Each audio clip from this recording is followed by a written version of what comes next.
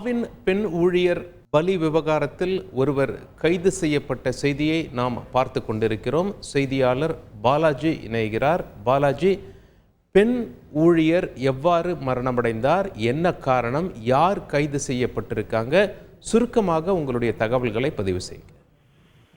திருவள்ளூர் மாவட்டம் காக்கொல்லூர் ஆவின் உற்பத்தி செய்யும் தொழிற்சாலையில் நேற்று லதா என்கின்ற பெண் ஊழியர் உமா லதா என்கின்ற பெண் ஊழியர் நேற்று ஆவின் தொழிற்சாலையில் பால் உற்பத்தி செய்து கொண்டிருக்கும் போது தலைமுடி மாட்டி தலை நசங்கி சம்பவ இடத்துல உயிரிழந்த சம்பவம் அப்பகுதியில் மிக பரபரப்பு ஏற்படுத்தியது.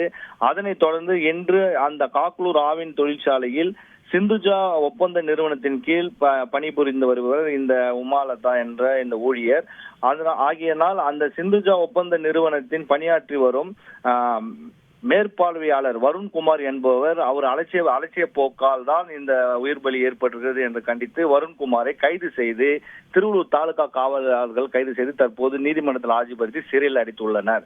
மேலும் இந்த சம்பவம் குறித்து அந்த ஆவின் தொழிற்சாலையில் இருவரை சஸ்பெண்ட் செய்யப்படலாம் என தகவல்களும் வெளியாகி இருக்கிறது. நன்றி பாலாஜி. செய்திகளை உடனுக்குடன் தெரிந்து கொள்ள உடனே சப்ஸ்கிரைப் பண்ணுங்க.